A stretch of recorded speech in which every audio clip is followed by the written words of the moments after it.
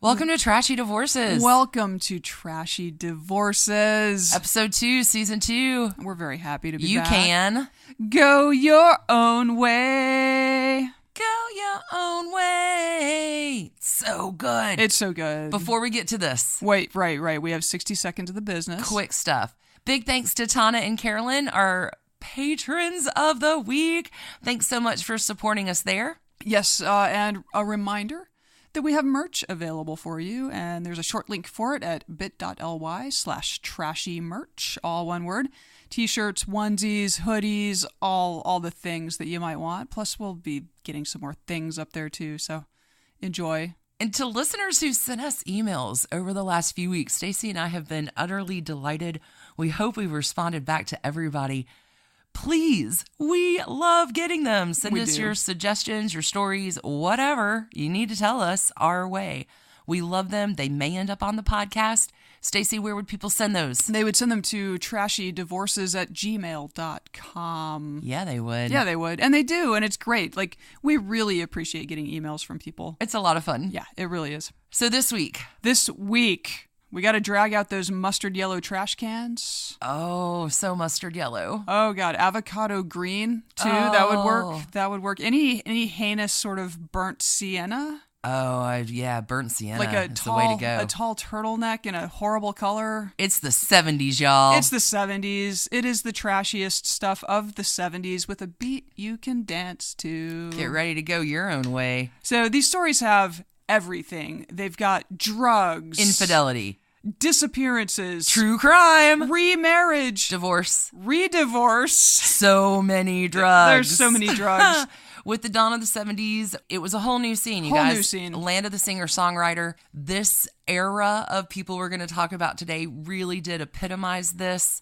Taylor Swift, nothing on this gang. Yeah, they put their feelings into songs, and they did miles of cocaine to make sure their feelings were all top of mind. Everybody had a lot of feelings. Yeah.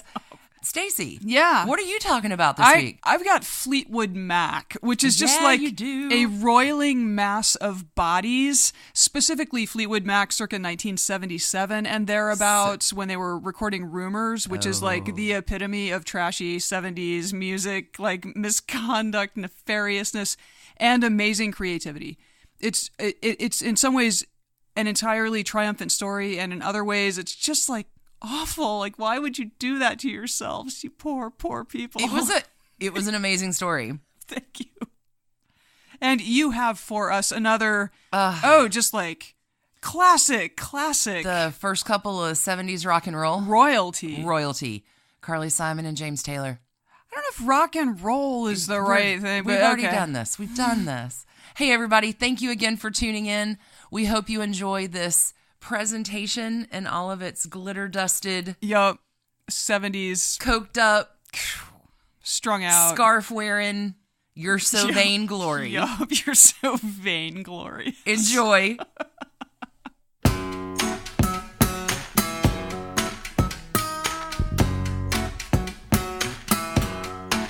Hey Stacie. Hey Alicia. I pulled out the lava lamp for this episode. You did. I had to remove the squeaky mouse from your dog's mouth, and now your dog's upset, so... Have you seen the lava lamp? I'm hoping your dog gets really into the lava lamp and forgets about the squeaky mouse, and we're all cool. It's going to be awesome. We got 70s trashy divorces candy galore today. Yeah, and stuff. And stuff. Not all divorces. Some is just trashy. What have you got for me? I can't even wait. My glasses are off. I'm ready. Okay. It's multiple divorces, breakups, affairs, blah, blah, blah, blah. It's Fleetwood Mac. Yeah, it is. Circa 1977. Oh, yeah. Rumors. Oh. Myths, legends. Look at all them rumors. Oh, my God. Such a good album. Okay, for starters, Fleetwood Mac began life as a blues band that formed in London in 1967. This is not the Fleetwood Mac we care about. It is not yet that Fleetwood Mac. Hey now, as a girl who actually does care about that particular Fleetwood Mac before the infusion of Buckingham Nicks, I'm not going to offend any listeners. Hey UK, your Fleetwood Mac is cool too. Hey, they wrote Black Magic Woman. They did. A lot of good albums. So many good albums. A different kind of band. Sure. So they were a blues band, and the initial lineup was frontman Peter Green, guitar, vocals, songwriting, guitarist Jeremy Spencer, drummer Mick Fleetwood, bassist John Mcvie, or as we like to say, Fleetwood Mac. What could go wrong? This early band did have genuine success, had hits, had number one hits. Mm-hmm. In 1968, John Mcvie married a blues singer and pianist named Christine Perfect from the band Chicken Shack. Yup. Christine Mcvie. Yup. I love that her maiden name is Perfect. It's perfect. It's perfect. It's perfect. By 1970, Peter Green was in a mental health decline. He had overindulged on LSD at a commune, and that may have contributed to the onset of schizophrenia, or perhaps it just made the onset of schizophrenia more apparent. But in any case, Green left the band in 1970. Christine Mcvie hops in to fill in on vocals, keys, songwriting, whatever. Oh, wow. Right there, just from Chicken Shack. Yep. Also in 1970, Mick Fleetwood married, oh, you're going to love this, model Jenny Boyd. What? After a 5-year on-again, off-again romance, Jenny Boyd is the younger sister of Pattie Boyd, the wife of Beatle George Harrison, and later the wife of Eric Clapton. That is entirely true. Featured in a season 1 story of yours. Yeah, Juniper by Donovan was written about her. About Jenny Boyd, yeah. Yeah, although they never dated. She was apparently just, muse. It's a tough role. It's a tough role in the world. Well, it denies her agency. Anyway, whatever. On tour in 1971, they're in Los Angeles, I believe. Guitarist Jeremy Spencer tells the band he's going to run out and grab a magazine and never comes back. What? The band looked for days and presumably had notified authorities, whatever. And since this is a true crime podcast, his body was eventually found under a dumpster. No, I'm kidding. He had joined a cult. Oh my God. And he is still affiliated with them. Really? And this is not a true crime podcast. Oh, I've got true crime in mind coming up. I thought we were taking a surprise detour. No, Jeremy Spencer, he still records. Took off and... Yeah, it's like The Family. They were the children of God at the time. Anyway, it's been through a bunch of... But he's still a performing musician, and he's still part of this, quasi-religious... I think the subtitle for both of our stories are sometimes drugs are not a healthy life choice, but cults aren't either. Yeah, probably the cult was a better... Anyway. Wow. Well, I mean, you know what? You be the judge. Okay, there's a whole lot of lineup changes that are coming here, and I'm just going to try to zoom through them to get to the good stuff. So okay. Spencer gets replaced, which changes the band's sound again. Another guitar player gets fired because he keeps having these like alcohol-fueled tantrums. Ooh. So they have this like constantly shifting lineup for like several years, 3 more albums. One of the guitar players that they bring in has an affair with Jenny Boyd while the band's on tour. That leads to the end of the tour, and the dude gets fired, obviously. Yikes. And at this point, things get like really weird. Things are bad. No, things are weird because, okay, so Fleetwood Mac was named by Peter Green for Mick Fleetwood and John Mcvie. Well, the manager of the band, Clifford Davis, says, no, I own that name. That's mine. Oh, no. So he forms a new Fleetwood Mac and decides to send them on tour, I think in the States. And he tells those musicians that, like, oh, it's cool, Mick Fleetwood will be along for later dates. Like, but you're the new Fleetwood Mac. You are kidding me. No, it gets worse. So, I've never heard this story. So Fleetwood Mac's tour manager shows up to manage Fleetwood Mac's tour, and it's like, wow, you guys aren't the band I know. Fleetwood Mac. This is not Fleetwood Mac. This is not the band I'm looking for. So he hides Fleetwood Mac's touring gear in an attempt to sabotage this effort. And this is totally a true crime podcast. So I'm not sure if the tour didn't happen or if it did, but anyway, like obviously Mick Fleetwood never joined alt Fleetwood Mac on the road. And like these guys, I think, didn't know they were being defrauded, and there were lawsuits on 2 continents. And how long was Clifford Davis their manager? That was the end of From then on, they self-managed, which I think means Mick Fleetwood. I think history will show that Mick Fleetwood was the manager of the band for the rest of time. In any case... Holy smokes! Yeah, right. That time that Clifford Davis almost stole Fleetwood Mac. Yeah. That is amazing.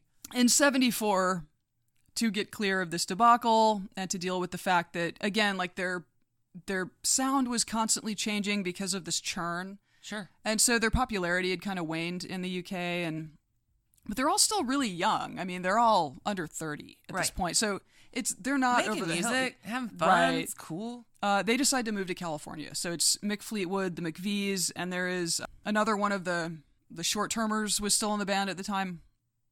So they... that's where it's happening. That's the scene. It's yeah, all happening. well, the short-termer bails pretty soon after. And so... So Mick Fleetwood does what Mick Fleetwood does and decides to, like, hit the ground running, go find some new talent, and just keep plowing through his Fleetwood Mac. That is what he has done since 1967 to this very day. You'll never break the chain. Ha! Funny.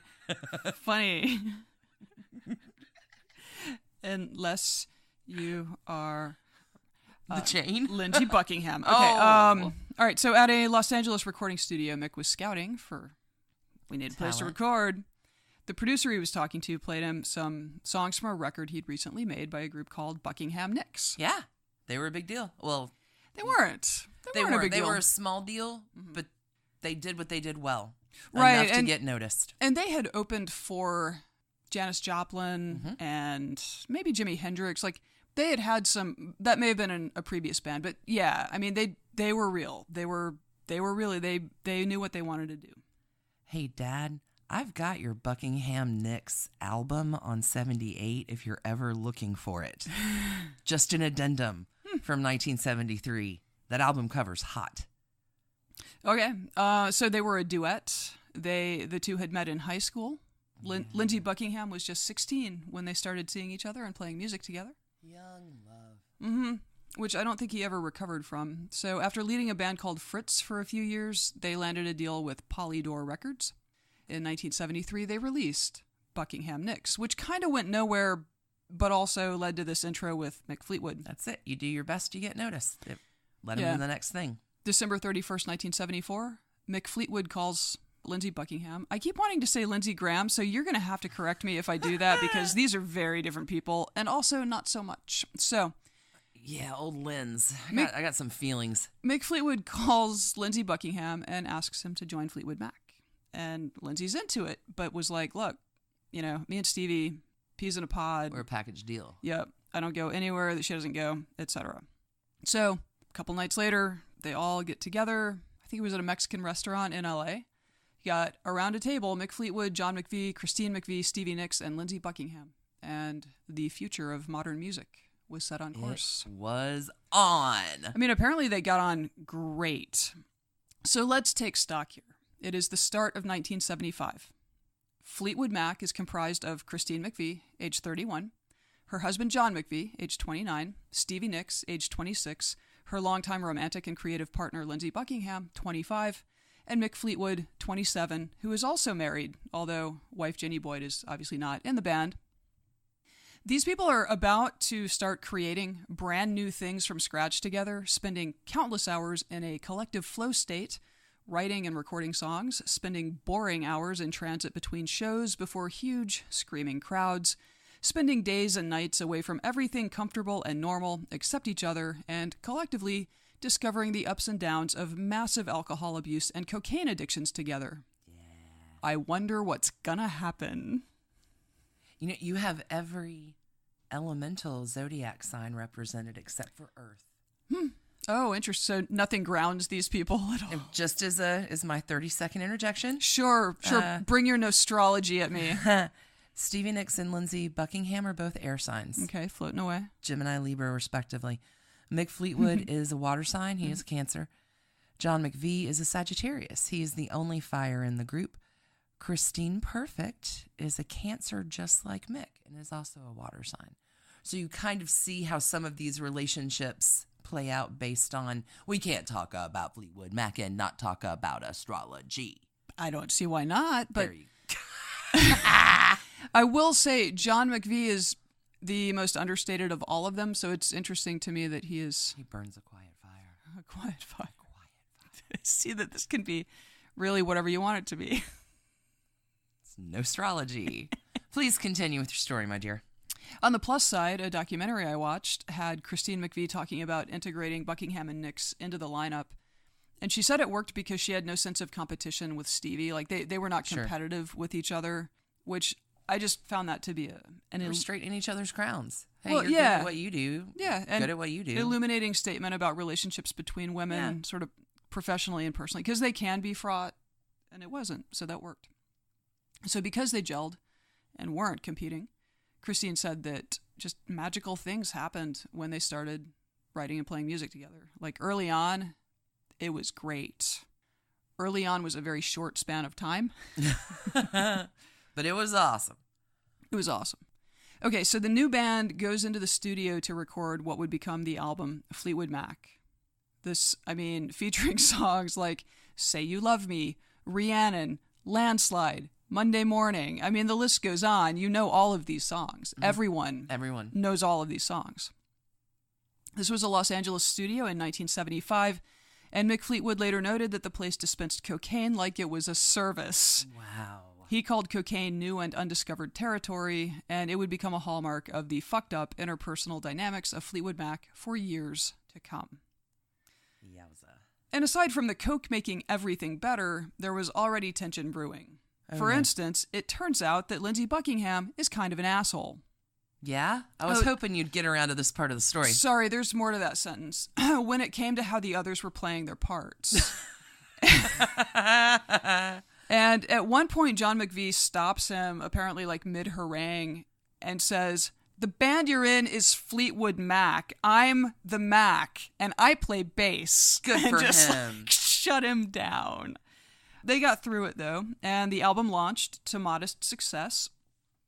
But the band's formula was what it had always been. They were just going to tour constantly. And it took 15 months, but they put that album in the number one slot on the U.S. charts. Wow. 15 months on the road to do it, though. They were tired people, and by then, like, completely drug addicted. Were they really tired?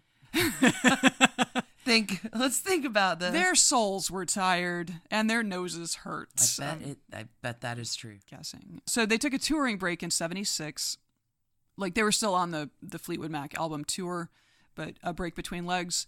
They go to Florida to try to relax. Take a nap. Write some music. Sure. You know. They were very... I feel like there was a lot of codependency here. I'm not sure why, but like...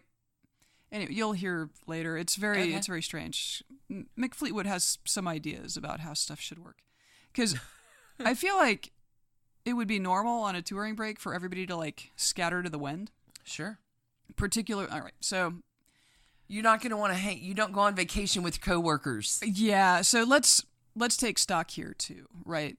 About like a year and a half after we took stock, Christine and John are now divorced. Oh, really? Mick is separated from Jenny. Stevie and Lindsey have not only broken up, but they are like aggressively fighting with each other whenever they encounter each other. Really? So Mick's like, "Hey guys, let's all go to Florida on break." And they do. Whoever should listen to Mick fucking Fleetwood? Clearly. Dude, that is a bad idea. Well, okay, but... Okay, I didn't know that was the state of everybody's personal condition before we're about to head into this. Yeah. I thought it disintegrated during. I think it was slow burn disintegration. I think it was smokes, spooling out over time. Okay, talk to me. What happens? Well, okay, so they're at this house in Florida, and it was, you know, everything is collapsing. And Lindsey Buckingham hammers out the first iteration of Fleetwood Mac's classic Go Your Own Way, which is his breakup song from Stevie Nicks. In 2013, Lindsey told Classic Rock magazine, "I was completely devastated when she took off. And yet I had to make hits for her. I had to do a lot of things for her that I really didn't want to do, and yet I did them. So on one level, I was a complete professional in rising above that but there was a lot of pent-up frustration and anger towards Stevie in me for many years. Oh, sing me your sad song of being a sad white boy who is a talented guitarist who can never, So on the one hand, yes, I'm sure that he was bitter and angry for a long time and their proximity. But you know what he could have done and ultimately did do and ultimately has done? He could have walked away from the band for a few years. You know, she could have too. Like, all of this pity party stuff is not working for me. No diss on his talent. He's a very talented musician. Oh, he really is. But you know what else he could have done before he did all of that? Not been a dick. Well, I think Dick is just who he is. I don't think he can help it. It's his personality that's the problem. Okay, Stevie... I'm the Mac in this band, man. So Stevie Nicks responded approximately the way you'd expect a normal person to respond if someone had written Go Your Own Way if their ex had written Go Your Own Way the about original them. Taylor Swift. So she particularly took issue with a specific set of lyrics and later told Rolling Stone, I very much resented him telling the world that packing up, shacking up with different men was all I wanted to do. He knew it wasn't true. It was just an angry thing that he said. Every time those words would come on stage, I wanted to go over and kill him. He knew it. So he really pushed my buttons through that. It was like, I'll make you suffer for leaving me. And I did. Oh, she sure did. What did she write? Okay, so first, to be honest, Go Your Own Way is a fantastic song. It's the name of the episode. It's a great song. And became one of the smash hits from the Rumors album, which was still, a year and change away. Absolutely. It also spawned a response song. Tell me. Penned by Stevie late in the development of the record Rumors. This is the song Silver Springs. Do you mean the song or the curse? Yeah. You be the judge. Check out trashydivorces.com to watch the video and you tell me. Stevie laid it down like Marie Laveau, man. Yeah, so Stevie loved Silver Spring. Loved it. It's this angry breakup anthem which ends with this badass ramp up. And you're right, it is obviously... You will... It is sorcery. My voice will haunt you. Yep. You will never be free. It is a curse in a song. Yep. Marie Laveau style, and I love it. Oh, yeah. Pure sorcery. I may have cursed a few of my exes with the same thing, which it's a powerful song. That's all I'm saying. Stevie Nicks is a badass. All right, so she loved it so much and understood so well what it would be once it was out in the world that she assigned the publishing rights to her mother as a way of saying thank you for all of her support over the years. So her mom would get the royalty checks, and that was just a sweet thing to do. Except it wasn't. Right. Because Silver Springs didn't go on Rumors. Mick Fleetwood takes Stevie out into the studio parking lot, which apparently she knew something really bad had happened because... That never happened. Yeah, because they had this weird, really messed up family vibe going. But anyway, so she knew something really bad was up, and he was like, look, the song is way too long for Rumors. There are already too many slow songs on the record, and all of us are songwriters, and everybody wants roughly equal time. And there's just no way we can put Silver Springs on the album. And they tried to work out well, what if we take this other song of yours off? We can't compromise. Yeah, they tried to find some other alternative, but I assume that maybe the other people in the band preferred, it just didn't happen. So Stevie, like all artists, are very calm and level-headed. She was very calm. She probably took it well. She took it about as well as you think. About as well as somebody who's completely in love with their own song and assigned the royalties to their mother, anticipating this mega thing that they were creating. It's a good song. It's a good song, but Rumors is a good album. Sure. How could that not have... Oh, she was outraged. I would have been outraged. And ultimately, honestly, years down the road, Stevie Nicks ultimately left Fleetwood Mac over Silver Springs because Mick Fleetwood fucked her over on this twice. I'll get to that. Actually, I'm going to kind of get to that really soon. Okay, so she was furious. She was crushed. But ultimately, Rumors went out the way it went out. when Go Your Own Way was released as a single. And this is back in the days when it was vinyl single, so there was a B-side. Boiling rage. Silver Springs was the B-side. No. So it put the whole discussion in one place, but... No, fuck that. That's the cameraman from The View putting together Rosie O'Donnell and Elizabeth Hasselbeck in that thing, and it was like just different TV. That's just setting... That doesn't need to go in, but that's just setting it up to be a conflict. Yeah. So, not healthy behavior. So, like, Fleetwood Mac superfans from, like, back in the day had always considered Silver Springs to be, like, the lost Fleetwood Mac hit. It was kind of a legendary song. So around 1990, I mean, we're jumping ahead. We're going to jump back. But around 1990, Stevie was considering doing a best of her solo work because all of them really had been releasing solo work in the interim. And so she asks Mick if she can use Silver Springs for it, since Fleetwood Mac hadn't, in any meaningful way. And he was like, well, actually, we're coming up on the 25th anniversary of Rumors. Is that right? 90. Anyway, we're coming up on a 25, The Chain, is a box set they released in 92. It was like, I was thinking of using it for that. So no, you can't have it. So she quit. Wow. Yeah, she quit for most of the decade. I think she went back in 97 or 98. And Silver Springs did appear on the 25th anniversary box set. I mean, she went off and had an entirely successful solo career. Oh, yeah. Leaving the band did not slow her down. Not at all. And she, like, because, Lindsey Buckingham, Christine McVie, like, they all worked together on solo projects, really. Sure. And Mick Fleetwood was, like... It is a dysfunctional...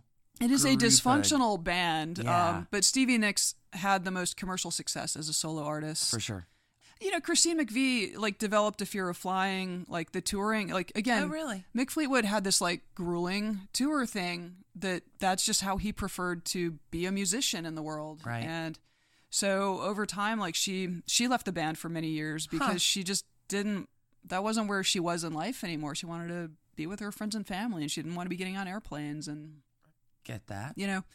So, yeah, this band has really, like, formed and reformed and... Just, it's been a bunch of different things over time, but Silver Springs, amazing song. It will be on our website. Oh, and it did not really come back to the forefront until 1997 when they released The Dance, which is a concert album and film. And then they re-released Rumors. It's like the deluxe version of Rumors, and it includes Silver Springs and a bunch of other stuff as well. So there. So the song came back, but it took 20 years. Her mom's first royalty check, 20 years late, was for $50,000. Good Lord. Yeah. So more fun from the Rumors recording sessions. Christine and John had, of course, divorced. And at that point, they were only communicating about the songs. So Awkward. Christine contributed to she contributed more songs than this, but two very interesting choices that ended up in the final lineup. The first is Don't Stop, Don't Thinking stop about tomorrow. Thinking about tomorrow, yeah. Yesterday's gone. That's the one. And that was her upbeat reflection to John. Like, we had a thing. It's gone. Don't stop thinking about, like, it was helpful. Move on with your life, man. We're cool. Everybody's good. Yeah. The second interesting song that she contributed is the song You Make Lovin' Fun. Yeah. Which is not about That's John. all I want to do. Who was it about? Well, it was about Fleetwood Mac's lighting director, who was now her boyfriend. Oh. So one of Rumors' producers, Ken Kalett, maybe is how that's pronounced, remembers. But then there was John and Christine's breakup. She would sneak her new boyfriend into the studio just as John was walking out through another door, and we were kind of ducking. When are the two chemicals going to mix? When are we going to have the explosion? Ooh. For a while during the recording, like, Mick is such a crazy person. Mick decided that the best way to keep the peace was to have everybody live together in two groups. No. So Christine and Stevie... He didn't learn enough from Florida? Christine and Stevie got a couple of apartments down, like, by the harbor or bay or something, like, down by the water. And the guys moved into like a place next to the So studio. now we're moving into boys and girls dormitories? Yes. Jesus Christ. Yes. And they were working, they were in the studio like 15 or 16 hours a day, but it was like they would get there like late afternoon, early evening and like have a big feast and then do cocaine for a bunch of hours. And then around 2 a.m, they'd start recording. Sure. Like, yeah, lots of booze. Good times. Lots of weed, Yeah. lots of coke, lots of like, and apparently, I mean, this dude, the interview with this Ken Kalick guy is awesome because he talks about Stevie Nicks and Lindsey Buckingham laying down backing tracks on maybe You Make Love and Fun, but on one of the songs. And they're both behind the glass staring directly at him so they don't have to look at each other. Right. And every time they had to like, because they're recording on tape. This isn't audio. This isn't digital. And so anytime he has to like rewind the tape, the second they're not recording anymore, they would just turn and start screaming at each other. It was like a nightmare. My. So bad times. So yeah, then they're living in this weird communal. Oh my God. I don't know. Fragmented communal. All right. And Nick, bad ideas, man. Oh, just bad you ideas. wait. We're not God. even there yet. As if things weren't fucked up enough in Fleetwood Mac, in late 77, Mick and Stevie began an on-again, off-again 2-year-long affair that more or less overlapped with the end of his marriage. And then he briefly remarried Jenny Boyd to help immigration to the U.S. for their kids, apparently was the deal. Anyway, so Mick tells Lindsey, hey, by the way, Stevie and I are seeing each other. Oh, Jesus Christ. Right. No. And apparently Lindsey, fairly stone-faced, said, nice of you to tell me. I appreciate it. Like, I imagine that was... That is not what Lindsey Buckingham said. That is not what he thought. So they eventually broke the relationship off. And Stevie Nicks has, like, over the years, has many times, every time this comes up, she berates herself hard for it because she's like, I knew Jenny, better. I knew his kids, I loved them, I loved his family, and like it was terrible. We were drugged up, we were coked out, it was stupid, like it's just one of the worst things I've ever done. Aww. So, she's lived with that. So then but I mean, taking ownership for it is something. Like we're going to talk about a lot of people in this episode. Yeah. That end up really taking ownership for some bad decision making in their past. To this day, I've never heard Lindsey Buckingham take ownership for his bad choices. He's always blaming someone else. Yeah, in researching this, I didn't... you didn't find that either? I will say I found him to be sort of a caustic and just a squirrely enough guy that I wasn't that interested in. Yeah. I didn't put a ton of focus on him. Sure. That honestly, I mean, Mick Fleetwood and Stevie Nicks are much more interesting people than Lindsey Buckingham. Seriously, yeah, the absolute least. I don't know. It's like there's a lot of people who have owned their narrative in this story, but I don't feel as much as this band has clearly had interactions together that Buckingham has ever owned his narrative. Well, okay, so Stevie and Mick break their relationship off, and Mick starts dating Stevie's best friend. What? A woman named Sarah Recor, whom he eventually marries. They were married for 7 years, I think. Oh my God. And, it's no big. At the outset, this caused some pain for Stevie, which Mick was really surprised by. He was like, but we're done. What's the big deal? It also produced the song Sarah. Wow. Because this band... Anyway, Sarah appeared on 1979's Tusk. Yeah. And sort of... Okay, so here's another fun thing from Mirage in 1981. Included Christine Mcvie's song Hold Me, which was inspired by another troubled romance because she was engaged to Beach Boy drummer Dennis Wilson. Really? And it was going terribly. They were engaged for like 3 years. So yeah, Hold Me is about like this band is just like this engine that takes heartbreak and just turns it into chart-topping songs. Like it's amazing. This is like it's hard to think of a more perfect system of taking like woundedness and making it like famous and popular and lucrative. My brain is overwhelmed with legitimately brand new information. This is Go. Yeah. Also, holy cow, I didn't know she was engaged to Dennis Wilson. Yeah. So also the song Tusk, which I think... And what year was this? That was 81. So I think they were engaged from 79 to 82. When? I'll look up when he died during the break. I have a different thing to research now. Go ahead. Oh, okay. But yes, Tusk, the song Tusk, gets probably its best treatment ever in the opening episode of the TV show The Americans. Ah, so good. It is such a cool sequence. Okay, moving on. So this sort of ends the official like marital romantic drama within the band section, but the lineup over the next many decades has been all over the place, with only Mick and John standing as the permanent members of the band. So Fleetwood Mac. Yep. Yeah. Yep. Makes sense. There you go. Last man Stevie, standing. yeah, everybody got sober. Stevie checked into Betty Ford in 86 when a plastic surgeon told her that her nose would disintegrate if she continued using cocaine. And she has said that they were all addicts, but she was the worst. And that moment scared her. Yeah. Straight shitless. Yeah. And actually, after that though, like she quit coke, but was still on a bunch of psych meds after that. And she like fell and cut her head open.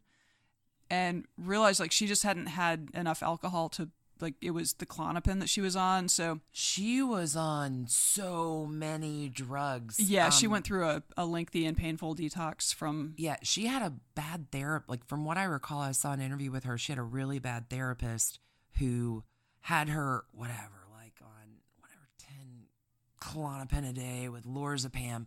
And she invited a friend of hers over one day and said, hey, man, will you today... take the drugs I take during a day. Can we do them together? Because I think I'm losing my mind here. If you can take the drug, and he's like, you have got to. He within 2 hours is flat. Like, how you need help? Like, you cannot. Yeah. You need a new doctor. Yeah, you can't do this every day. This is not this is how to zoning function. You out exactly. Yeah. Okay, so John Mcvie, apparently his drug of choice was alcohol. A lot of it. And in 87, he had a seizure from over drinking. And so he gave up drinking at that point. Oh, wow. Okay. And has, I think, been sober since. Or I don't know. He's probably been sober from booze since.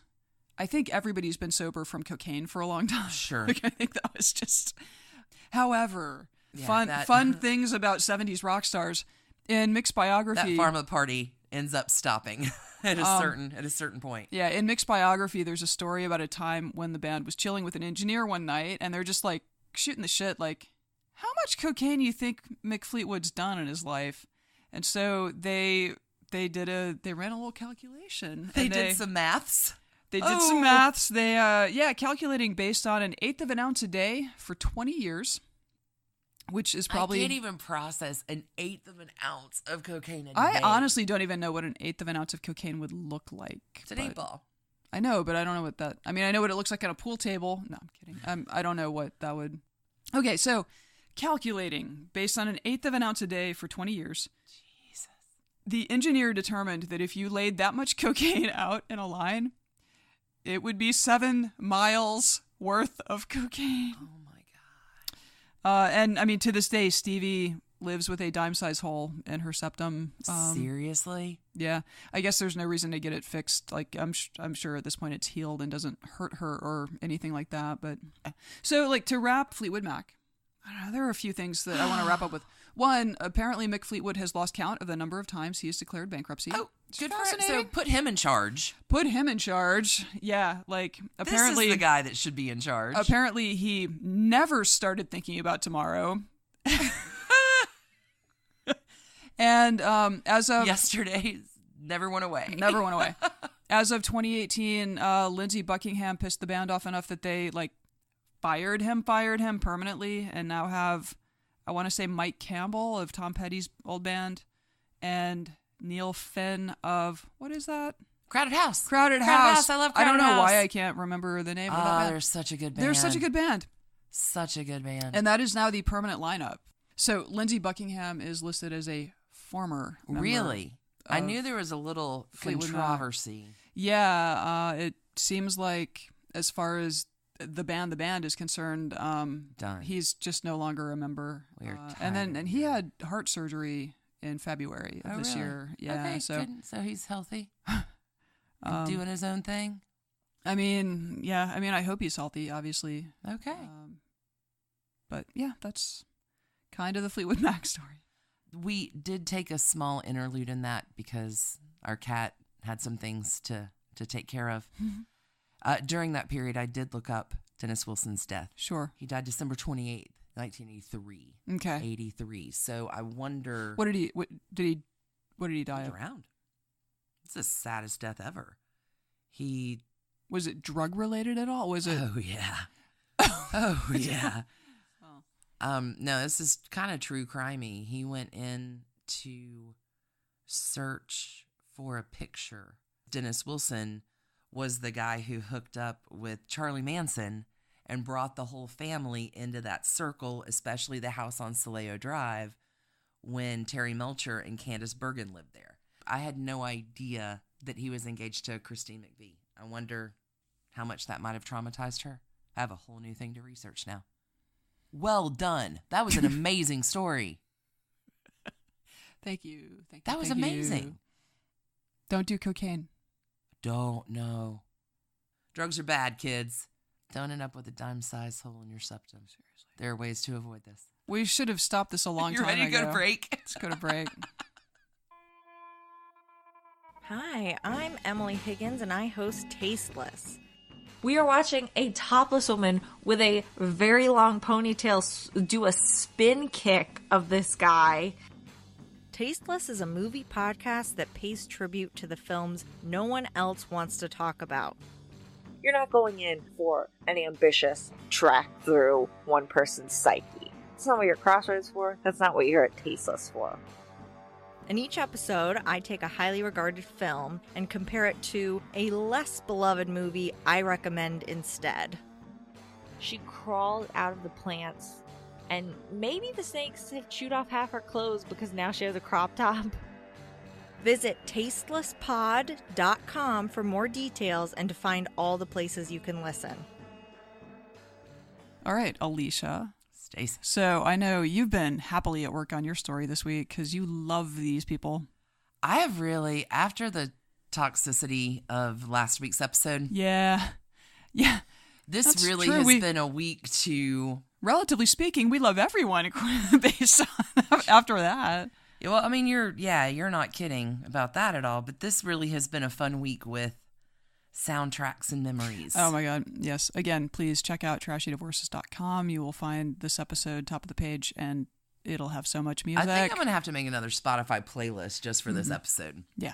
Okay. This week, I am bringing you the musical romance and trashy divorce of the first family of rock and roll, at least in the 70s, Carly Simon and James Taylor. I don't know if I'd say rock and roll. Yeah. Really? Kidding. Okay. Moving on. For my research this week, I pulled on all kinds of archival interviews. There's a great one where they're both interviewed in 73 right after they got married. So many good sources, but for a really wonderful read, I recommend Carly Simon's memoir called Boys in the Trees.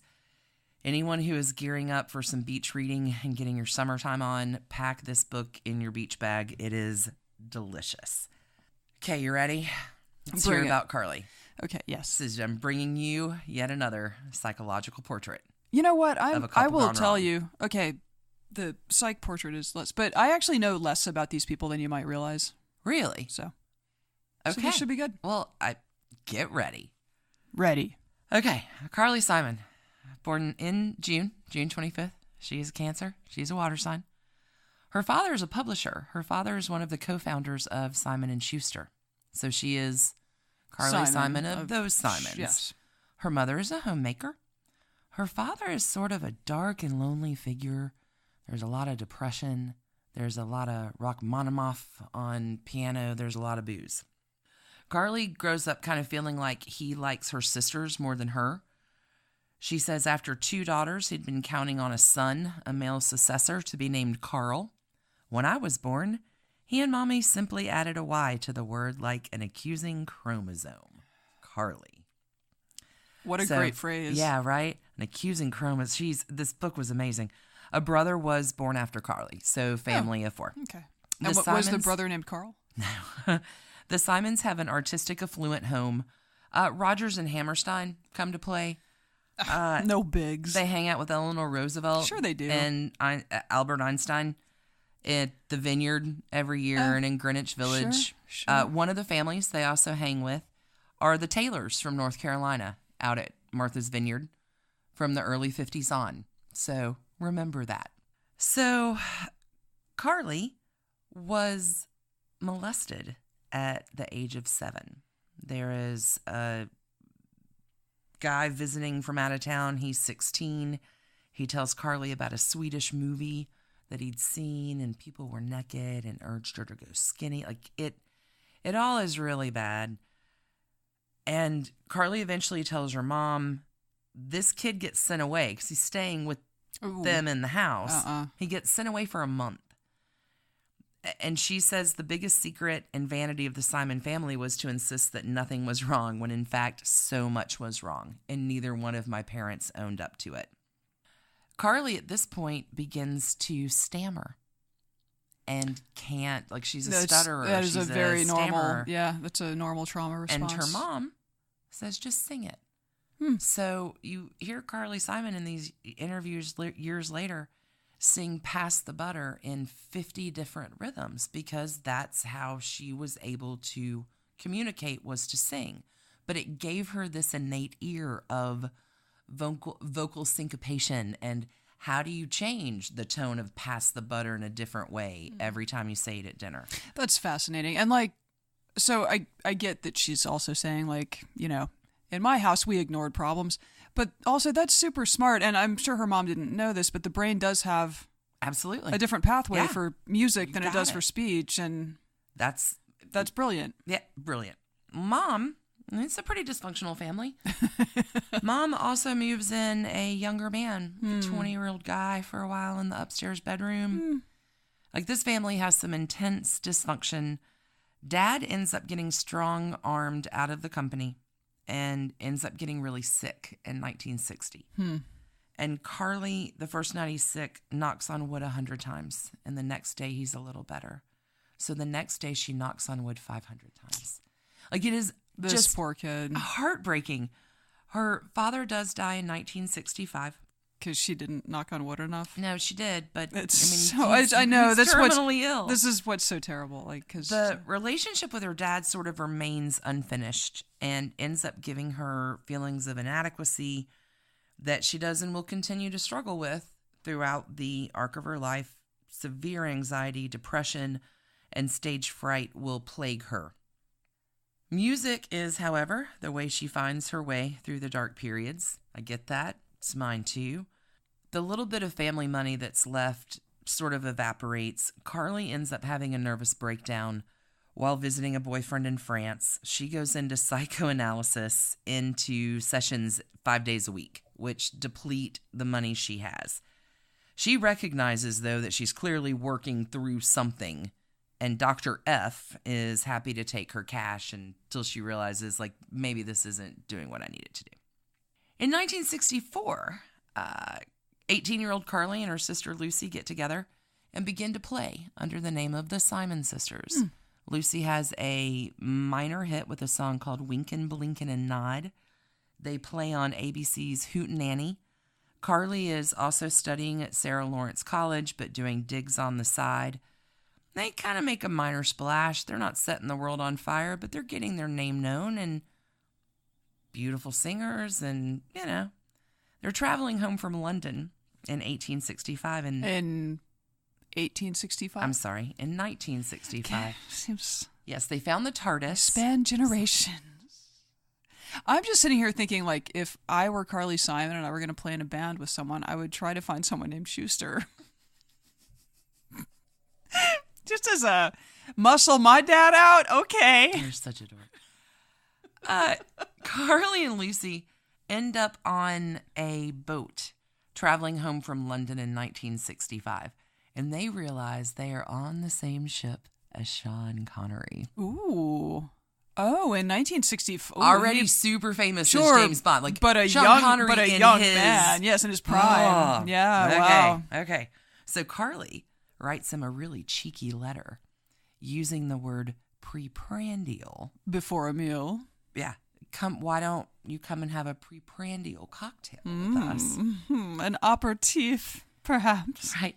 The three of them end up spending most of the trip together, dining and reciting poetry, not treating Connery to a Simon Sister sandwich. However, on the last night, Lucy successfully made her move, and Carly takes that as a sign that it's probably about time to break up the act. However, 12 years later, Carly does sing the theme song for the James Bond movie, The Spy Who Loved Me. Oh, that's so funny. With Roger Moore starring in the role. But she was thinking of Connery the whole time, hoping that he would hear it and remember their ocean voyage together. That's so funny. So here's my shout out for my parents, because Nobody Does It Better is their song. Aw. Every time I hear it, I think about them. It makes me cry. In a good way. It just is Carly Simon and hi, Mom and Dad. Okay. So by 1968, she is working as a secretary by day. She's singing at night. She's songwriting, working to make a breakthrough. By 1970, Carly is living on 35th Street with Chris Christopherson. There is an amazing piece of recording from the Martha's Vineyard Radio, which I will put a link to, that ended up out in the world on SoundCloud, where Martha's Vineyard Radio has a question of the day, and it's about John Prine. But Carly's the first one to call in and answer the question, and also says, hey, I found these tapes in my guitar case, and it kind of fits with John Prine. Should I take this by? It is Carly Simon in her kitchen with Bob Dylan, Chris Christopherson, and John Prine hearing for the first time ever Angel from Montgomery. Okay. Just chilling in the kitchen, chilling in the kitchen, hearing Angel from Montgomery. Huh. And Carly like ends live, up, live on a it's guitar. It's a new song I wrote. Oh, what do you think? Like, incredible. She is dating a lot. Chris Christopherson, Cat Stevens. Here's a little thing you might want to know about him. She writes the song Anticipation in about 15 minutes while she is waiting for Cat Stevens to come to dinner, which she has made chicken with cherries and cream sauce that is burning, and he's late. So Anticipation is making me late. Okay. She also succumbs to the advances of Warren Beatty. Is he so vain? He's the second verse of You're So Vain. And poor Carly Simon, this is her, like, Debbie Reynolds never not got asked about Eddie Fisher. This is Carly Simon's Eddie Fisher. It's so true. Every interview. She has revealed that the second verse of You're So Vain is about Warren Beatty. I have my ideas who the first and third are about, but she is, insofar right now, she's not telling. Can I interrupt and Sure. maybe we cut this? I feel like I read a thing about how Carly Simon auctioned off. Mm-hmm. She did. She auctioned off the identity of this person. Correct. But the setup was that she would whisper it in the ear of the high bidder, and that person was sworn to secrecy until their death. And it was some bigwig who was like a government figure who won it or something. It was like a few $100,000 too. Like, I don't have the exact figure, but it was kind of crazy. Yeah, like Wilbur Ross won. Like, I forget who it was, but yeah. Anyway, so there is a person out there who knows the name. Well, she has later said, and more recently, yes, the second verse is about Warren Beatty. She gets that he's kind of a Lothario, but she does find him irresistible. Here's Warren Beatty's technique. Take notes. Oh, God. Okay. He pulls out a piece of paper with the main loves of his life and sees her name on it next to Catherine the Great and Marie Curie. Right? After sex, he always calls the next day. He remembered the names of my mother, sisters, brother, grandmother, old boyfriend, streets that I lived on 5 years ago. With this groundbreaking memory, he seldom, if ever, got confused. So he is in that super-centered, make you the Okay. Well, he'd read 7 Habits of Highly Effective People. Something. This is where it trips up and goes bad, though. Uh-oh. One night he visits Simon after midnight on a Sunday night. I just flew in from L.A., baby, and does his like regular routine. The next morning, she goes to therapy. Not the same doctor that she spent her inheritance on. Right. But French starts guy, talking about this romantic encounter last night, and the therapist looks unwell. Uh-oh. And the therapist is like, you're not the first patient of the day who spent last night with Warren Beatty. No. Her appointment was at 11 o'clock. She was only the third patient of the day. Oh, my God. Yeah. Oh, my God. Wow, what a small town New York is. So, yeah, Warren Beatty got kicked to the curb. Oh, my God. Yeah.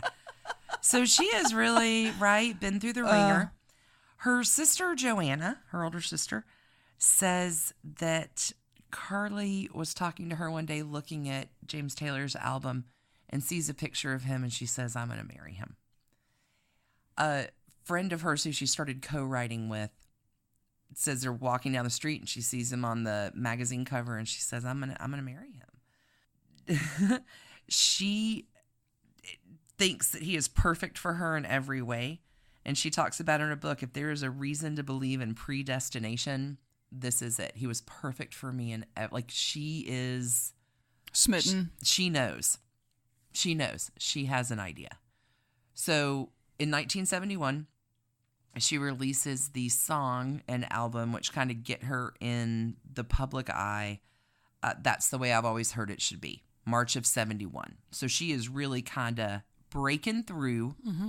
I'm going to leave Carly there. Now we're going to talk about Sweet Baby James. Sweet Baby James. He's a Pisces, born March 12th. 2 years later, he's a water sign. He grows up in North Carolina. There is darkness in his family tree as well. His father is a medical doctor, Harvard medical doctor. He's kind of a big deal, does all sorts of important medical things. But he is also a high-functioning and haunted alcoholic. Lots of darkness. James quits cello to learn how to play guitar when he gets one at 12. He's never had lessons, but he invents his own way of playing chords because he's a cello player. So if you ever see him playing an early video, it's like he finds the bass note and creates a chord around it. So all of his chords, his D, his G, his A, his E are all a little backwards because he's learned how to play it by ear. He's never had a lesson. Yeah, and on a different instrument, yeah. I mean, his dad is a famous doctor. Alcohol ends up killing his brother. All of his family is subject to incredible depression. His parents divorced in the late 60s. 3 of the kids out of the family, I think there were 5, end up in psych hospitals. You know what this guy needs? Heroin. For sure. It's a pretty broken home. Yeah, it sounds rough. So, James, in the summer of 1967, is living in the Upper West Side, which at that point was pretty much a battlefield. He ends up talking with his dad. And his dad, it's amazing to hear James Taylor tell this story. His dad realizes that he is in a rough space. And James Taylor talks about, all it takes is one bad week in the wrong place to change your life in a way that is not for the better. So his dad's like, stay there. Don't leave. Dad gets his wallet, hops in the station wagon, and 13 hours later shows up at his door to bring him home. Like, That's good. That's good dadding. That's good dadding. For whatever the drawbacks of this family were, like that's pretty good. That's some devoted love. I'm battling my own demons, but I get that you are in a rougher spot. James ends up staying for 6 months, gets a little treatment. He opts out of college. He leaves January 1st, 68 for England. Danny Korchmar, Cooch, who remains a constant friend and companion, introduces him to Peter Asher, who has just signed on to do A&R for Apple Records. Which is the Beatles. Yeah, so that's a big deal. He sings in front of Paul and George. And, they end up asking Peter Asher, like, this is the guy you want? And he's like, yeah, I really think. And they're like, all right, let's do it. They lay down a lot of tracks for his album on Apple. He's using the studio time when they're not recording the White Album. Oh, my God. Right? Okay. Crazy. Mm-hmm. He kind of bottoms out, though. Like, he runs into some bad news. There's a I didn't watch it for this. There's a good interview where he talks about getting screwed over with like what was supposed to be a record contract. He's like, I just wanted a sandwich, man. We were hungry. Like, we got screwed over. Anyway, he heads back over to the States and hits up the Laurel Canyon scene. Mm-hmm. So this is 1970, 71. California, baby. Yeah. So Laurel Canyon, at this time, that is Joni Mitchell, Crosby, Stills and Nash, Jackson Browne, Carole King. Like, that whole set was a big deal. James and Joni start dating. She says they were together about 6 months. He says they were together a year. She later says he was broody and moody. He was incapable of a relationship. Which sounds about right. Already, right. Yeah. So he's hanging out in the California scene. He is making Sweet Baby James and Mudslide Slim. She's making Ladies of the Canyon in Blue. Wow. Yeah, right? For him, she writes the song Blue and All I Want. For him, he writes You Can Close Your Eyes. It's all very sad. He is hanging in the California scene. Carole King gives him the credit for pulling her out of her cat-like shell and giving her the confidence to make a new career for herself, because she has been a songwriter with her husband, Jerry Geffen.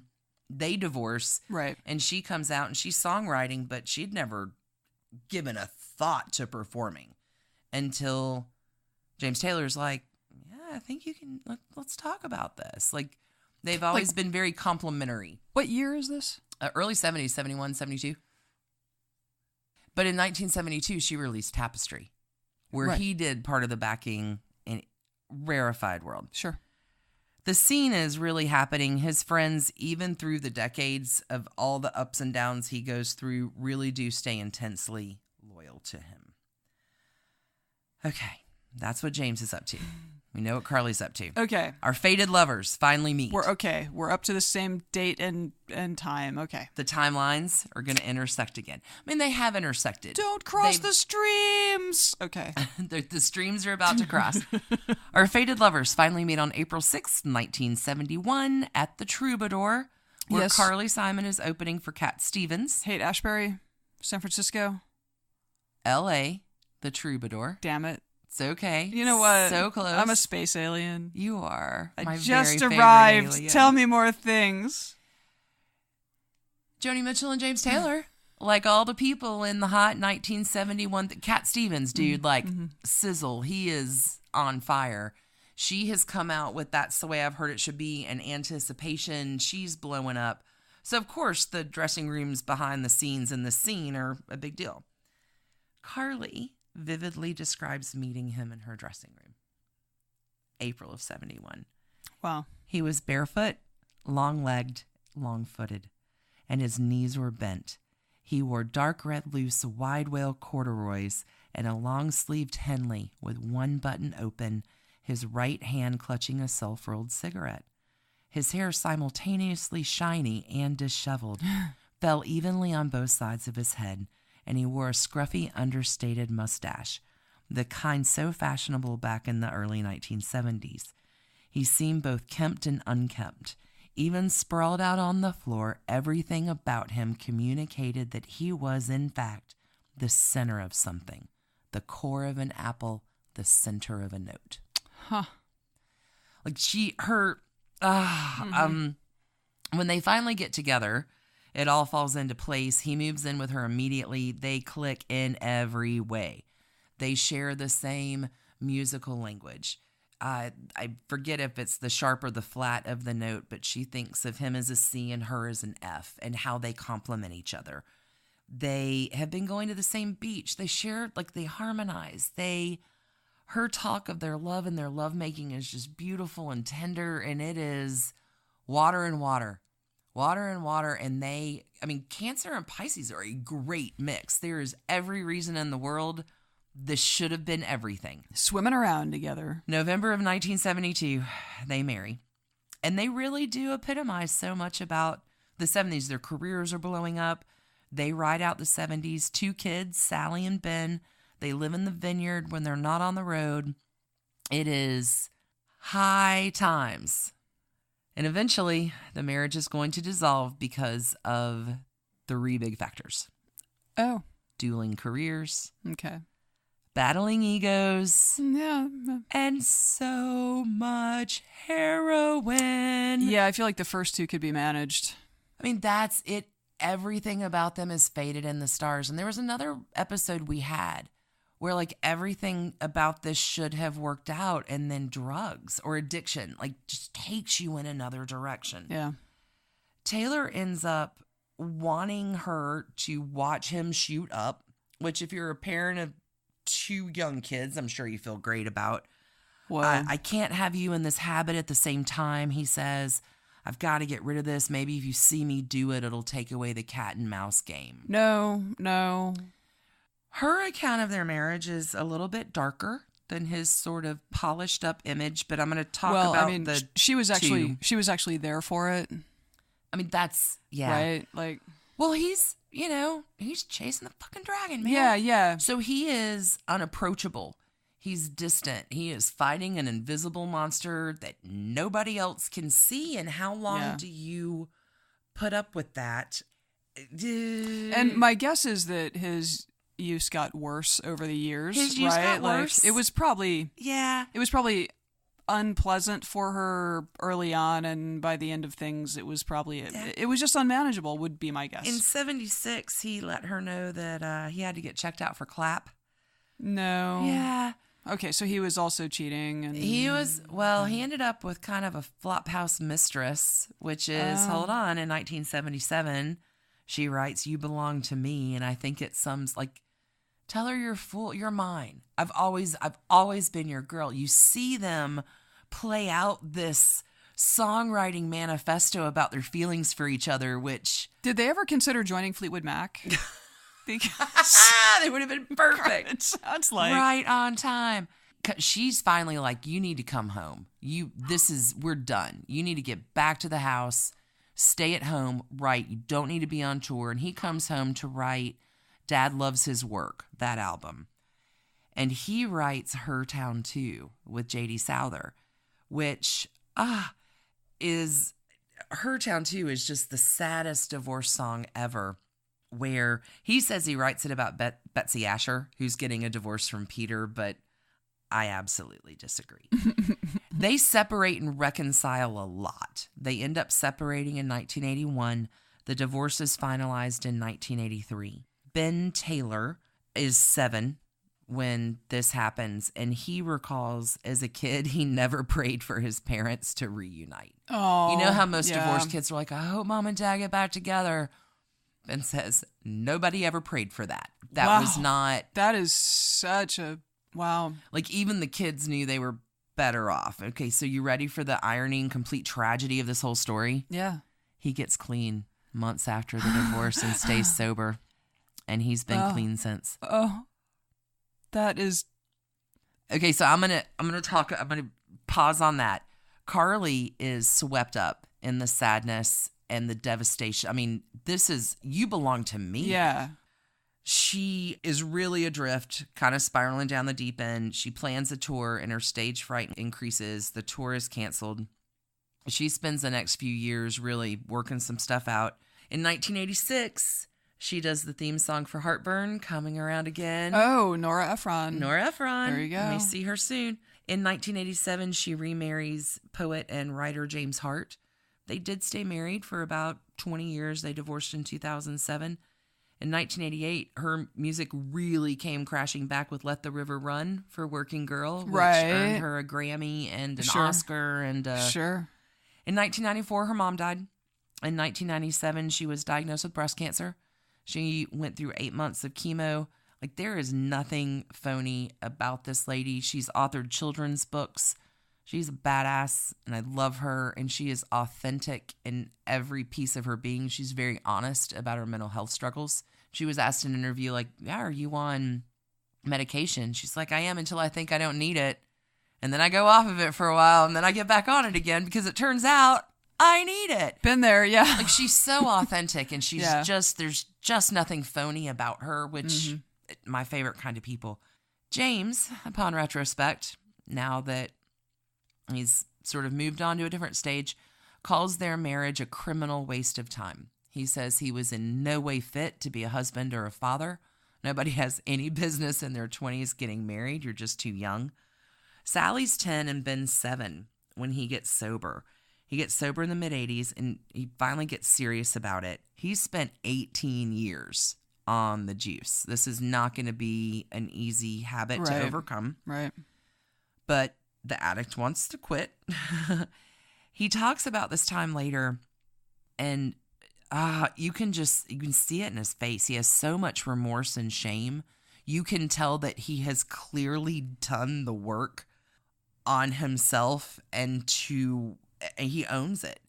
And he's like, it's your parent is involved. Like, for the kids, your parent isn't involved with an invisible monster. Yeah. It is impossible to understand for children. It is difficult for a spouse. It is impossible for children. Yeah. Was he able to repair pretty much his relationship with his kids? Yeah. Okay. They all sing and contribute together. Oh, cool. Yes. I think good for that him. it is I'm sure happy that and functional and wonderful as it can be. I think having a sober dad probably is going to make a difference. Yeah. Now that he's not. Right. At 35, he got sober. He's like, I have another chapter to write, and I have really fucked up the last one. Yeah. And I think he owns it. At least in interviews and his persona, he really does accept, this was all me, and I ruined a great thing. Yeah. He does remarry in 2001. His twin boys are actually having their birthday today, believe it or not. All right. So happy birthday, teenagers, 17, 18-year-old gentlemen. You should be really proud of your dad. He's had quite a life. The very favorite thing that I picked up from this, James Taylor in one of his things, and it's so fitting, 90% of show business is how you look when you're nervous. And it's a great thing. That's got to be true, yeah. Carly Simon was inducted in the Rock and Roll Songwriter Hall of Fame in 1994. She's also in the Rock and Roll Hall of Fame. So is he. James did not get inducted into the Songwriter Hall of Fame until 2000. And, apropos to nothing, here's your true crime trivia fact for me. Who did he kill? No, the Songwriter Hall of Fame was founded by Johnny Mercer, another amazing songwriter and coastal boy from Savannah, Georgia, not that far away from us. Right. We have him to thank for the songs like Moon River, One for My Baby, and everyone's favorite problematic holiday hit. No. Baby, It's Cold Outside. No. Okay. And I can't not talk about the true crime connection here. I would be remiss if I did not, as a true crime gal. The Mercer House in Savannah is the one immortalized in Midnight in the Garden of Good and Evil, where Jim Williams lived when he killed his lover. Ba-da-ba. That's a trashy divorce. James Taylor and Carly Simon. Yeah, that's a life lived trashily there for a few decades. But in comparison, they own it. No, completely. They both have moved on to that stage where they're owning it, different than stupid Lindsey Buckingham. Still blaming everybody else's problems. You know what? I don't think I gave a trash can rating to Fleetwood Mac, which is a 5. That was just a train wreck. They are the theme band of trashy divorces, for sure. There's just nobody got their head chopped off, but good Lord, come on, people. For sure. How many trash cans should I give to Carly and James? I don't know. Not 5. No. Definitely not 5. This is just they were true it's just love human failings. And he got the clap. 2.5. Okay, you know what? Half for the clap, half for the Flophouse floozy or whatever. No, half for the Flophouse floozy, half for the clap, and half for the how about I just shoot up in front of you. Oh, okay, yeah. So 3.5. Is that 3.5? No, I'm gonna go 2.5. I'm gonna go 2.5. Okay. Baseline level, you got to divorce. The maths work. It's no 7 miles of cocaine. Well. That was fun. He might have gone for some of that. He done a lap of it anyway. I feel like I just want to go listen to music now. It's like a cocaine now. relay race. Oh, jeez.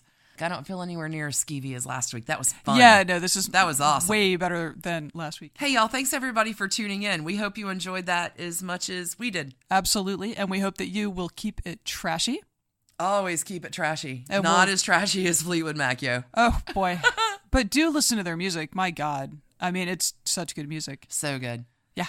Until next week, keep it trashy, y'all. Bye, y'all. Thanks, everybody, for listening. Trashy Divorces is written and produced by us, Stacie and Alicia for Hemlock Creatives. You can contact us at trashydivorces@gmail.com. Our art is by Sydney V. Smith. You can find her at sydneybsmith@carbonmade.com. Our music is used with the permission of Ratsy, who you can find on Ratsy's store on Instagram. Want to check out our sources, soundtracks, and other notable episode info? Visit trashydivorces.com on the web. Enjoy early ad-free releases, regular bonus stories, follow-ups, and more by joining us at patreon.com/trashydivorces, starting at just $2 a month. We have merchandise available online. Get your Trashy Divorces gear at bit.ly/trashymerch. And thanks to What a Maneuver for doing such a great job with all of our cool threads. We appreciate all of your ratings and reviews, and if you leave us a 5-star review on iTunes, send us a picture of it and we'll ship you some Trashy Divorces stickers and such anywhere in the world. Don't feel left out because you're in Australia, South Korea, the United Arab Emirates, South Africa, Sweden, or any of the other 58 countries and counting where people are listening. Just email us at trashydivorces@gmail.com. And last but not least, check us out on social. We are at Trashy Divorces at Instagram, which Alicia mostly handles, Twitter, which Stacie mostly handles, and Facebook, which we share the responsibility about. We also have a Trashy Divorces discussion group on Facebook if you want to chat with other Trashy Divorces listeners. Thanks again for listening. Keep it trashy, y'all.